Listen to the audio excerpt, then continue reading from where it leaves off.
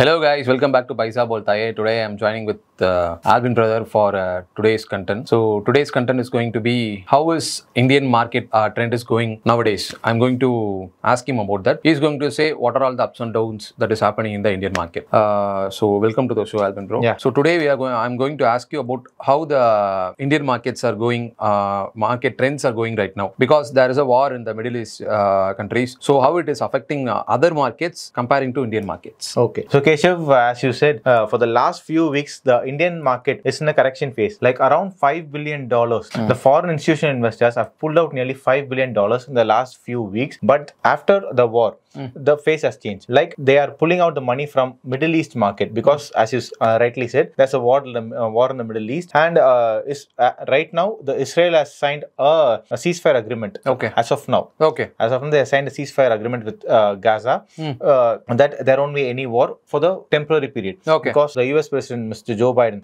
is coming to Israel to look into the situations and to give a peace. Okay. To declare a peace between these two countries. So there will be a settlement in the near future. Fine. So the FIIs are pulling out money from these places and they are pumping into India. Okay. So in the US market, in NYSE, there will be a lot of ETFs that are concentrated mainly on emerging markets. Okay.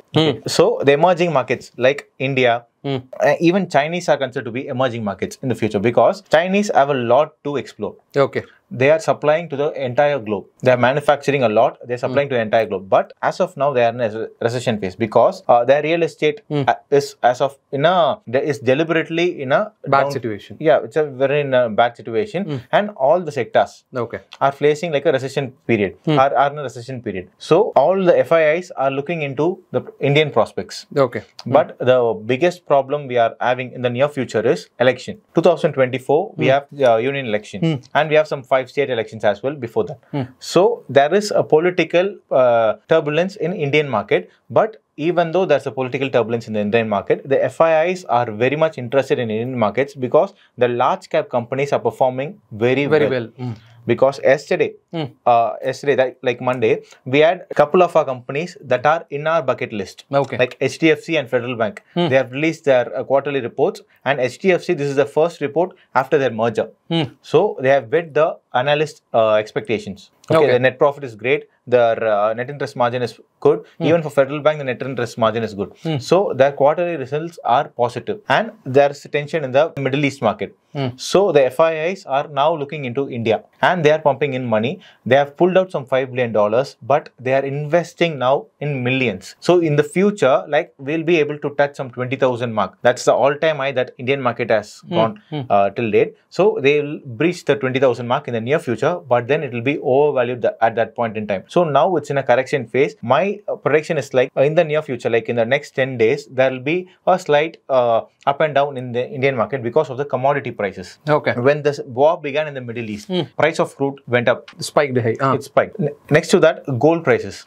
Gold prices were crashing like anything, but in the last 2 to 3 days, it went up like anything. And now, because of this ceasefire only, today the gold price in the MCX as well as in the normal physical gold price have come down. And it's a right time to accumulate gold. Okay. Because as Anand sir used to say, the Fed rate hike is in a pause right now.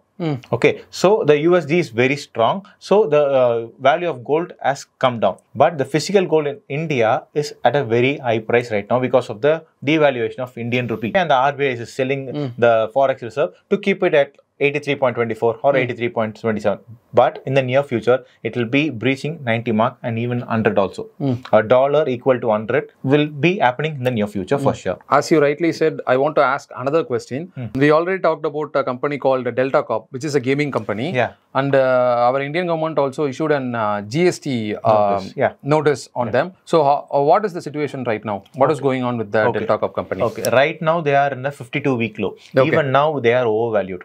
Because it's, as you rightly said, it's a small cap company only. Their market cap is almost 3,500 crores approximately. But the GST officials have given a 16,500 crore tax penalty on them. Okay. Which is more than 5 times, which is their near, market capitalization. which is near to the 5 times of their market capitalization. Okay. So they won't be able to pay. And they have taken and they have levied this 28% in a retrospective way. Okay. And that too on the full value of the entire bet. Earlier, it was like you have to pay just 12% GST on the winning price. Okay. Okay, so if you're going to play with some 200 or 300 and you are earning some 500, the winning amount, they will be calculating 12%. Okay. Okay, but now what the government is saying is you have to pay tax on the entire chip amount. Done. Fine. So it's a huge money and they won't be able to pay. So they will be just closing the company, or it's not a win-win situation. It's a lose-lose situation because the government won't be able to get the money from them and the investors, the two, especially retail investors. Predominantly, this company is under the control of retail investors. Okay. They own nearly 42% of the entire company shares, and the promoter is holding some 33%, and DIAs have just 18%. FIIs have very less holding. Okay. They have just 6%. So a company like this may turn around anytime in the future. Okay, the price can shoot up or the price will fall. It has like it's standing just in between success or loss. Failure. That's it. Great. So these kind of companies we won't tend to invest. Okay. Because it's not providing any products. It's just offering service, that too not IT services. It's just gambling companies, not gaming. It's just a gambling company. So government can do anything. They have the power to do anything. They have the power to do. They have the power to impose tax at any time. So that's why we are not concentrating on these type of companies, and we are just relying on 5 major sectors. So the first one is IT. Second one, essential commodity, pharmaceutical. Without medicine, we can't. Third one is another essential, FMCG. Fourth one, automobile. Last one, banking. That too, predominantly private sector bank, not public sector, because public sector is not showing that much hike. Only in the last 1 year, the public sector bank's performance has surpassed private sector. Only in the last 1 year. And it's like a gimmick to me. It can fall anytime. It can correct anytime. We don't know. So it's better to invest in private than in public. But before making any investment decisions, we have to look into that books. What is happening inside the book. Even with HDFC Bank, everyone expected the net interest margin will come down drastically because of the merger.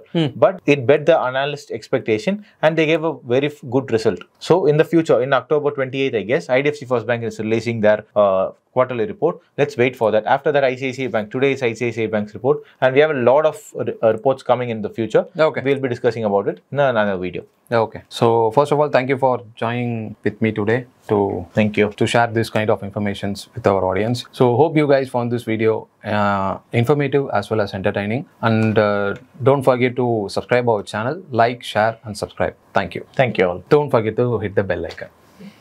मैं हैदराबाद में एक event करने वाला हूँ 28 अक्टूबर शनिवार को 4:30 से 5 बजे तक। जो उधर मुझे मिलना चाहे वो नीचे दिए हुए जीमेल आईडी में और व्हाट्सएप नंबर में कांटेक्ट कर सकते हैं। hyderabadmoneypage@gmail.com उसका ईमेल एड्रेस है। मैं आपको हैदराबाद में मिलाऊंगा।